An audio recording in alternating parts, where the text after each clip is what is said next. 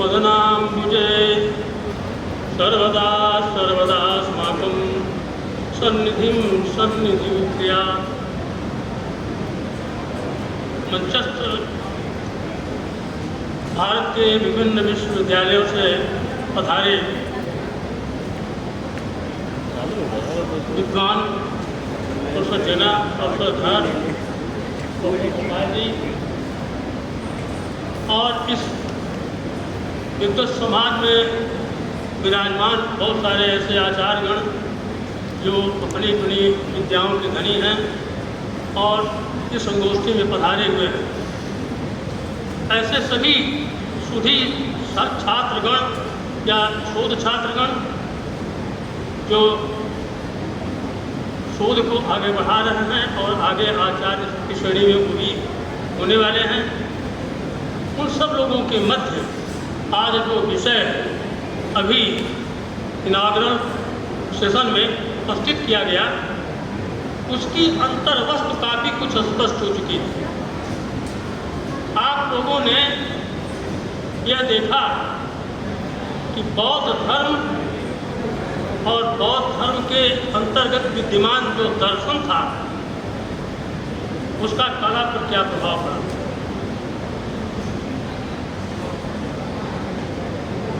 यह बात लगभग सभी जानते हैं कि कला एक विचारधारा की वाहिका होती है। जैसे साहित्य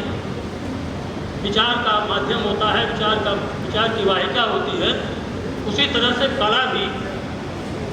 अपने संकेतों के माध्यम से, अपने सिंबल्स के माध्यम से, अपने प्रतीकों के माध्यम से उसका अपना मीडियम है और उस मीडियम के माध्यम से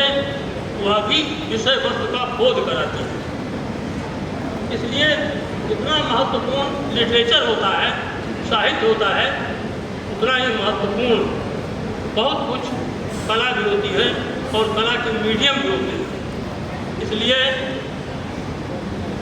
इतिहास का विद्यार्थी, खासतौर से प्राचीन इतिहास का विद्यार्थी जब किसी सभ्यता, संस्कृति अथवा इतिहास की अंतर्वस्तु समझने का प्रयास करता है तो साहित्य को भी समझने की चेष्टा करता है और यदि उस काल विशेष की कोई कला है तो उस कला में भी जो अंतर्निहित विषय वस्तु है उसको भी समझने की चेष्टा करता है और पाता है कि दोनों में कहीं न कहीं संबंध है और दोनों ही किसी न किसी तरह की विचार की वाहिका है। इसलिए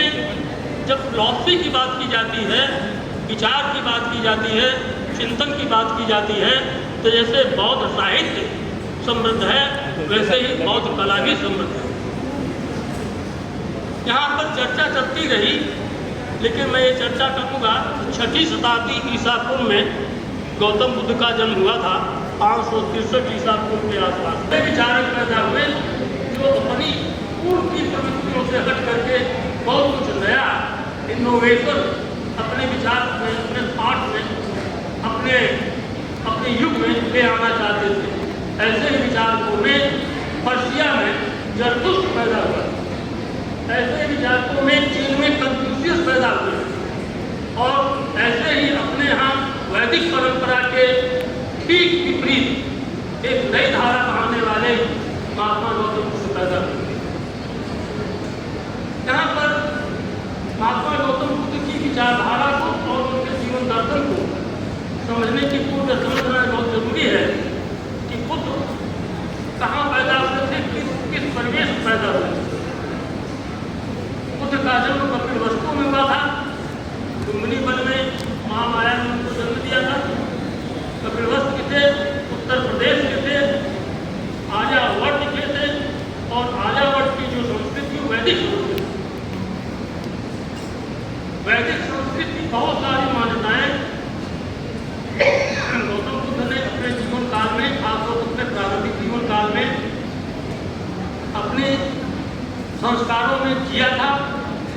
उन्हीं संस्कारों में पले भी थे। क्योंकि हम देखते हैं कि लगभग 30 वर्ष की आयु तक वो गृहस्थ जीवन में रहे। उनका दाम्पत्य जीवन भी था, उनको एक पुत्र भी पैदा हुआ था, उनको गृहस्थ जीवन का पूर्ण ज्ञान भी था। इसके बावजूद उन्होंने गृह त्याग का निर्णय लिया। इसके बावजूद उन्होंने तपस्या करने की योजना बनाई। इसके बाद उन्होंने ये सांसारिक विभिन्न प्रकार के जो दुख है उनको समझने की चेष्टा की। उनका जो मूल प्रश्न था वह वैदिक परंपरा से हट करके यही शुरू होता है। उन्होंने कहा जीवन का परम सत्य जो अब तक मैंने समझा वो है दुख। दुख जो है परम सत्य है। इसीलिए आठ सत्य की चर्चा करते हैं। चतवार आठ ज्ञान की तो चार आठ सत्यों की जब चर्चा करते तो कहते हैं कि दुख है ये परम सत्य। फिर इसके बाद कहते हैं दुख ऐसे नहीं है, दुख का कारण भी किसी कारण से दुख की प्राप्ति होती है। फिर उन्होंने कहा कि दुख का निरोध भी किया जा सकता है और दुख के निरोध के साथ साथ उस निरोध को अपनाने के लिए विभिन्न प्रकार के उपाय हैं। इस तरह से चार आठ सत्यों की चर्चा दर्शन के प्रथम स्तर पर गौतम बुद्ध ने की थी। अपने ज्ञान के बाद जो उनको तपस्या से प्राप्त ज्ञान प्राप्त हो रहा था उसमें चार सत्य को समझ में आए। अब इन्हीं चार आठ सत्यों की व्याख्या लगातार उनकी तपस्या में और उनके द्वारा दिए गए उपदेशों में देखने को मिलती है। ये तो साहित्य का विषय बनता गया, जिसकी व्याख्या निकाय ग्रंथों में हुई और आगे चल करके पिटक ग्रंथों में हुई, पिटक ग्रंथों से निकाय ग्रंथों में हुई और आगे चल करके जातक ग्रंथों में हुई। और जातकों के बाद जो बहुत सारे बौद्ध साहित्य लिखे गए, चाहे वो सुबोध की कृतियाँ हों, चाहे वो आगे चल के नागार्जुन की हो, चाहे जितने भी बौद्ध आचार्य हुए उन्हीं की आगे चल करके उसकी व्याख्या होती है। तब ये सवाल उठता है बौद्ध धर्म दर्शन क्या अलग अलग चीज थी? इस पर विचार करते हुए बौद्ध धर्म के बहुत ही बड़े आचार्य प्रोफेसर गुरुचंद पांडे ने कहा कि बौद्ध धर्म और बौद्ध दर्शन अलग नहीं है। बौद्ध धर्म के अंतर्गत ही बौद्ध दर्शन समाहित है, क्योंकि उनके धर्म का जो प्रारंभिक चरण है वो प्रज्ञा से शुरू होता है और करुणा के साथ आगे बढ़ता है। तो प्रज्ञा और करुणा दोनों को उन्होंने एक साथ समझने की चेष्टा की। तो कहा कि चार आठ सत्यों के माध्यम से प्रज्ञा और करुणा की व्याख्या बहुत अच्छी तरह से समझी जा सकती है। अब सवाल उठता है कि कला से गौतम बुद्ध के जीवन की शिक्षाओं का क्या संबंध था? तो गौतम बुद्ध जिस समय उनका जन्म हुआ था 6वीं शताब्दी ईसा पूर्व में, उससे पहले भी भारत में कलात्मक विकास हो चुका था। हम जानते हैं कि सिंधुघाटी सभ्यता में मूर्तियों का निर्माण हो गया था, विभिन्न प्रकार के पशुओं का प्रतीकों का भी निर्माण हो रहा था। और जो सबसे महत्वपूर्ण बात है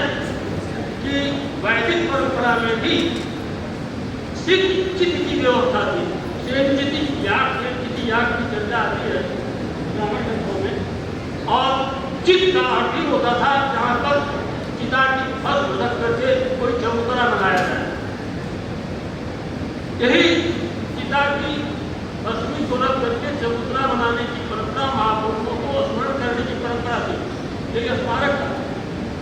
इसी परंपरा को आगे चल करके बौद्ध परंपरा में चैत्य के रूप में और आगे चल करके स्तूप के रूप में स्वीकार किया गया। दो तरह के जो कलात्मक विकास हमें दिखाई पड़ते हैं, चैत्य की रूपी और स्तूप की, दोनों इसी परंपरा से जुड़ता है, जिसकी की शुरुआत वैदिक परंपरा में हो चुकी थी और जिसे एक नए रूप में बौद्ध कलाकारों ने सृजित किया। ये उसी रूप में नहीं थी जैसे कि वैदिक परंपरा में थी, इसको एक नया रूप दिया गया। स्तूपों के संदर्भ में कहा गया कि स्तूप चार प्रकार के हैं। एक वो है जो बालभौगिक है, अर्थात बुद्ध अथवा बुद्ध के जो बहुत उत्तम कोटि के अनुयायी शिष्य हुए, उनके द्वारा उपभोग में लाई हुई जो वस्तुएं थी उनको रख करके जो बनाया जाए वो बालभौगिक स्तूप हुए। फिर उन्होंने कहा कि कुछ ऐसे भी स्तूप बनाए गए जो उनके देश के सबसे जुड़े हुए थे। जहाँ उन धर्म यात्राएं की थी, जहाँ उन्होंने कोई उपदेश दिया था, जहाँ उनके सुधाराम बने थे, जहाँ वो जाते आते थे, जहाँ पर उनके शिष्यों की या उनकी शिक्षकों की का निवास होता था, तो ऐसे स्थानों पर भी निर्माण की परंपरा विकसित हुई। तीसरा जो बहुत ही महत्वपूर्ण बिंदु था वो था कोटि वस्तुओं का, माने बुद्ध को और बुद्ध के उपदेशों के पालन के साथ साथ उनके प्रति श्रद्धा का भाव उत्पन्न करने के लिए छोटे छोटे स्तूप बना करके अपने पास रखना और यात्रा करते भी उसको अपने पास रख करके यात्रा करना और उसके प्रति एक अपना सद्भाव, अपना भक्त भाव दिखाते रहना।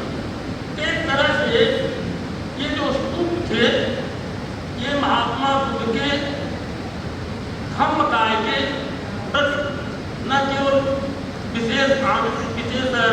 सद्भाव की बात थी बल्कि भक्त भाव का प्रतीक था। इसीलिए हीनयान में जो बौद्ध धर्म का पहला पक्ष है, दूसरा पक्ष तो महायान है, लेकिन हीनयान के अंतर्गत प्रतीकोपासना को बहुत ज़्यादा महत्वपूर्ण स्थान दिया गया। प्रतीकों के माध्यम से गौतम बुद्ध को और उनके जो बहुत ही उत्तम कोट के शिष्य हुए उनको स्मरण करने की परंपरा जागृत की गई और यह परंपरा कई रूप में जागृत दिखलाई पड़ती है। जैसा कि प्रारंभिक जो बौद्ध स्तूप बने हुए भरत और सांची के स्तूप हैं, उनके तोरणों पर उनके तोरणों पर बनी हुई जो पट्टियाँ हैं, सूचियाँ हैं, उन पर जो विभिन्न प्रकार के शिल्पांकन है, उसमें बहुत सारे ऐसे प्रतीक दिखलाई पड़ते हैं जो बौद्ध धर्म के प्रति न केवल भक्त भाव का भाव रखते हैं बल्कि गौतम बुद्ध के प्रति भक्त भाव का प्रतीक है। जैसे धर्मचक्र, जैसे पद्मासन मुद्रा में पद्म का निरूपण, जैसे उनके दोनों पैर का निशान बना करके पूजना, पाद पूजन जिसको कहते हैं, उनके खड़ाओं का पूजन करना, बोध वृक्ष का पूजन करना, ये स्तूप बना करके स्तूप का पूजन करना, ये कला में एक विकास का एक नया चरण था जो हीनयान के अंतर्गत प्रारंभिक बौद्ध धर्म के अंतर्गत हीनयान परंपरा के अंतर्गत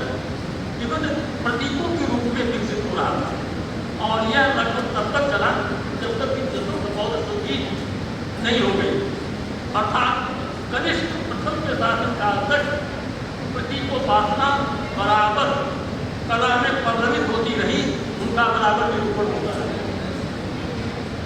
जिसे हम भरत और सांची के स्तूप में और बोध गया के और अन्य स्थानों पर बने हुए स्तूपों में उनके तोरणों पर, उनकी पट्टिकाओं पर, उनकी हरिका पर और उनकी दीवारों पर कहीं कहीं देख सकते हैं। कनिष्क प्रथम के शासनकाल में चतुर्थ बौद्ध संगीत हुई और चतुर्थ बौद्ध संगीत के माध्यम से जो भीतर बौद्ध धर्म के अनुयायियों में, उनके भिक्षुओं में एक हलचल चल रही थी, एक विचार चल रहा था, वह एक नया रूप लेकर के प्रकट हुआ। अब इसमें गौतम बुद्ध को प्रतीक के रूप में पूजने की परंपरा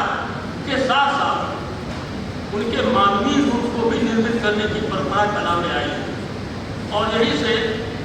बोध संत और बुद्ध की मूर्तियों के निर्माण की परंपरा।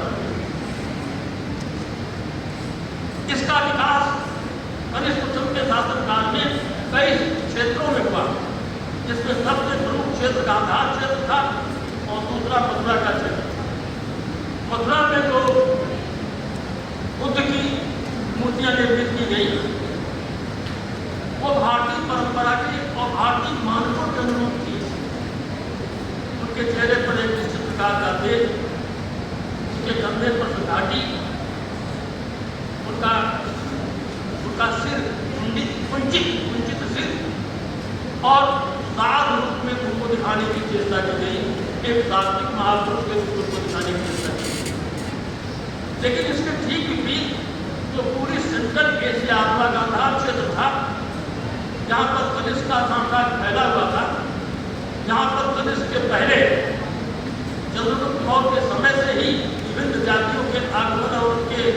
निवास की परंपरा दिखाई पड़ती है, क्योंकि चंद्रगुप्त मौर्य ने जब तिब्बत निकेटर से संधि की थी तो उन्होंने सेंट्रल एशिया के 4 ऐसे भूभागों को अपने साम्राज्य में ला लिया था जो कैस्पियन सागर के तटवर्ती क्षेत्र थे। अराकोसिया, जेडोसिया, पैलोपोनेसाई और एरियाना, ये वो इलाके थे जो विदेशियों द्वारा विकसित थे और यहाँ पर बुद्ध की मूर्तियों के निर्माण की परंपरा यूनानी कलाकारों के माध्यम से बौद्ध धर्म के प्रति उनके सद्भाव और विभिन्न विदेशी जातियों के उनके प्रति जो लगाव पैदा हो रहा था उसके चलते बनाई गई। वो कलाकार तो थे विदेशी गांधार क्षेत्र के और उनकी विषय वस्तु थी उनके जो पूज्य विषय पूज्य महापुरुष थे वो थे भारतीय गौतम बुद्ध जी। तो ऐसी स्थिति में गौतम बुद्ध के मानव रूप का निर्माण होकर रहते, लेकिन उनकी साज सज्जा उनमें विभिन्न प्रकार के जो प्रतीक थे वो सब गांधार क्षेत्र में विदेशी हो गए थे। उन पर हम देखते हैं कि यूनानी देवी देवताओं जैसे चढ़ाया गया, उनकी लंबी घाटी बनाई गई, चूड़ादार पैरों तक के लिए उनके कपड़े लवाजे जैसे बनाए गए, उनके बालों को घुंघराला बनाया गया, उनकी केश सज्जा सुसज्जित की गई, उनका मुखमंडल सुंदर अंडाकार बनाया गया, उनके भौहें जो है लंबी बनाई गई, आँखें जो है उनकी बड़ी और खिंची हुई दिखलाई गई, उनकी नाचगान को अच्छा उभार करके बनाया गया, उनके मुखमंडल से एक निश्चित प्रकार का लावण्य पैदा किया गया और पूरे शरीर को खट्टा खट्टा मांसल सुंदर बनाया गया, जैसे कि यूनानी देवता है का कपड़ों की मूर्तियाँ मिलती हैं। इस तरह से हम देखते हैं भारतीय कला में प्रतीकोपासना से आगे बढ़ करके बुद्ध और बुद्ध की मूर्तियों के निर्माण की परंपरा हमें भारत भूमि के अंतर्गत मथुरा और मथुरा के साथ साथ अन्य क्षेत्रों में जैसे बिहार में बोधगया वगैरह थे और भारतवर्ष के बाहर की सीमा में गांधार क्षेत्र में कलकत्ता है, कश्मीर है और अफगानिस्तान है, पाकिस्तान है, उज्बेकिस्तान है और ये पूरे इलाकों में गांधार कला का विकास होता रहा और बहुत सारी मूर्तियाँ बनाई। अब ये वो स्टेज थी जिसमें नागार्जुन और बहुत सारे धर्म जैसे ऐसे दार्शनिक पैदा हुए, बहुत धर्म जहाँ संजय सर बैठे हैं वहीं मेरा फ़ोन एक रखा है, उठा लाना, बगल में नहीं, नीचे रखा है, मेरा नाम लिखा होगा। दार्शनिक भाव बहुत ज़्यादा बढ़ गया, ये शून्यवादी दर्शन इसमें विकसित हुआ और बौद्ध फिलॉसफी इतनी ज़्यादा समृद्ध की गई, उसका जो सीढ़ियाँ सब यहाँ की बहुत स्लीपी अरे टाइल्स ठीक नहीं लगे हैं। बौद्ध धर्म दर्शन की एक नई रूपरेखा न केवल कला में बल्कि साहित्य में और साहित्य के साथ साथ स्वतंत्र बौद्ध दर्शन के रूप में भी हमें दिखलाई पड़ रही है। यह परंपरा जब 6वीं शताब्दी ईस्वी के बाद 7वीं 8वीं 9वीं शताब्दी की तरफ दिखलाई पड़ती है तो ये बंगाल और पूर्वोत्तर भारत में विकसित होती चली गई और इधर भारत के सांस्कृतिक संबंध केवल मध्य एशिया से ही नहीं चीन से, के समय में चीन के साथ और पूरे तिब्बत और आसपास के जितने भी चीन और भारत के बीच के प्रदेश के उत्तर में विकसित होती थी, तो भारत का जो बौद्ध धर्म था वो भारत की सीमाओं से बहुत आगे एशिया के विभिन्न देशों में विकसित होता गया और चीन और कोरिया जैसे देशों तक इसका प्रभाव था। फिर दक्षिण भारत में क्योंकि भारतीय संस्कृति और भारतीय सांस्कृतिक परिवेश स्थापित हुए, जैसा कि कालिदास ने लिखा है कि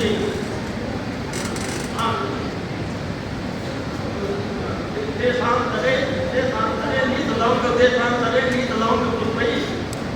देशांतरों से लौंग पुष्पाद मसाले आते थे। ये देशांतर कौन थे? दक्षिण पूर्वी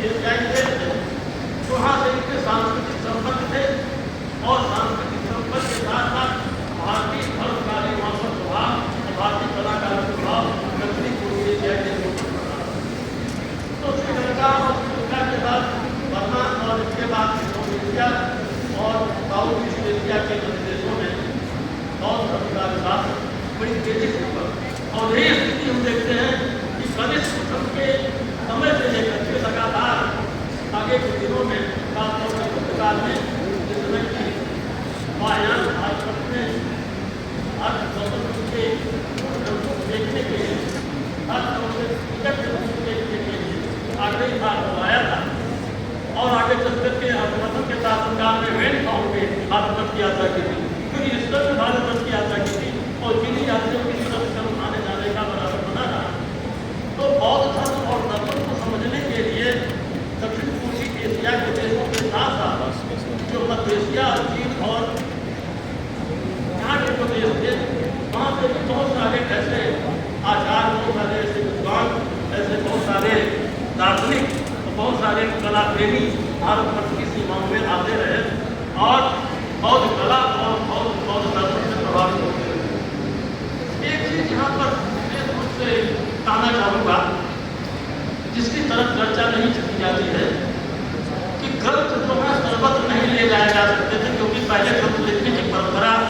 आज जैसी नहीं थी। भोजपत्र पर होते थे तो बहुत सारे ग्रंथ भी नहीं लिखे जाते थे, बल्कि एक आध कोई पर्ची तैयार की जाती थी, फिर उसको हटा दिया जाता था। तो बौद्ध ग्रंथों को अथवा इसी तरह से अन्य जो ग्रंथ थे वो दूर नहीं लाया जा सकते थे, दूर नहीं लाया जा सकता था। तो कला के माध्यम से उन ग्रंथों में जो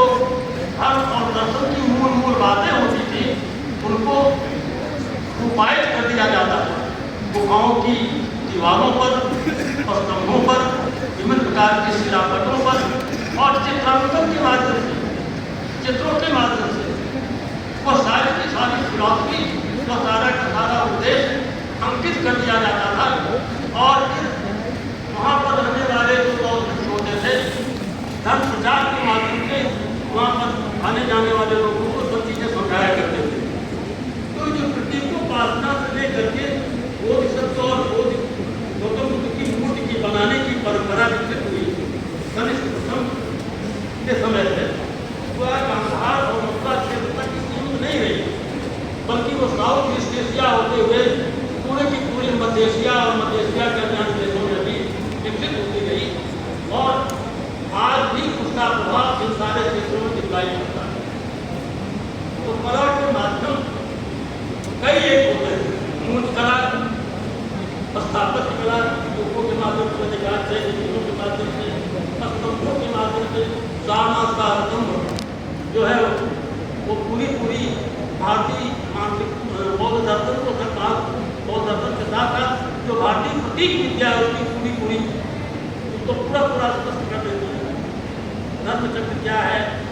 ये जो चार आजने वस्तु क्या है, उस पर जो चलता हुआ जो धर्म चक्र है वो धर्म चक्र परिवर्तन का प्रतीक है। इस तरह से प्रतीक पूरी प्रतीक विद्या को स्पष्ट करता है। आगे चल करके जो चित्रांकन की परंपरा विकसित हुई, चित्रों के माध्यम के साथ साथ स्क्रॉल पेंटिंग का भी विकास हुआ। चीनांशु पर अथवा चीनी वस्त्रों पर अथवा जो श्रेष्ठ अच्छे वस्त्र होते थे उस पर बुद्ध और शिक्षाओं को और उनके धार्मिक विचारों को अंकित करने की परंपरा चित्रकला के माध्यम से विकसित हुई और यह परंपरा लगातार आगे विकसित होती गई, आज भी विकसित हो रही है, आज भी दिखाई पड़ती है। मोनास्ट्रीज का निर्माण बहुत सारा जो बना, मोनास्ट्री की कल्पना पूरी गौतम बुद्ध की थी, क्योंकि उनके समय में ही रात्रि में ताम्रपर्णी और कोणार्क की गुफाएं बनाई जा चुकी थी, उसमें बौद्ध भिक्षु बन रह गए थे। तो इस तरह से हम देखते हैं कि बौद्ध कला जो अपने प्रतीकों के माध्यम से, अपनी संरचना के माध्यम से बौद्ध धर्म को स्पष्ट कर रही थी, उसका फिर बहुत हमारा हुआ बहुत विकसित रूप हमें पिटक ग्रंथों से होते हुए विभिन्न प्रकार के बौद्ध ग्रंथों में दिखाई पड़ती है और फिर विभिन्न प्रकार के ऐसे बहुत से आचार पैदा हुए जो साहित्यकार थे लेकिन बहुत सर्वप्राणी थे, जैसे अवघोष राज, उन लोगों ने भी उसको आत्मसात किया और कला के क्षेत्र में तो पूरा का पूरा बौद्ध धर्म दर्शन कलाकारों में, गुफाओं में, स्तंभों पर, स्तूप की वेदिकाओं पर, उनकी हरिकाओं पर बहुत तरह से उनको देखा उद्घाटन सत्र में डॉक्टर आनंद ने किस तरह से बहुत सारी चीज़ों को स्पष्ट करने की चेष्टा की थी। आप लोग इस विषय से बहुत ज़्यादा परिचित हैं और इस पर लगातार आपका शोध कार्य और आगे बढ़ता रहे। अभी बहुत सारी संभावनाएं हैं, जैसे कि डॉक्टर रामचंद्र जी साहब के नाम ही बहुत सारे क्षेत्र जो है जो अभी के अनुसरित बहुत सारे क्षेत्र जो अनुसरित हैं उस पर नए नए सिद्धांतों को और अधिक आगे बढ़ करके कार्य करने की क्षमता विकसित करनी चाहिए। इन सबों के साथ में आप सब लोगों का अपना आभार व्यक्त करता हूँ। आप लोगों की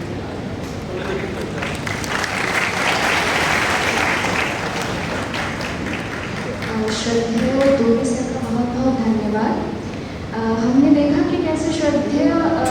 दोगी सर ने किस प्रकार से बड़े ही सारगर्भित तरीके से हम सबके समक्ष इस बात को रखा कि महाभेषज बुद्ध ने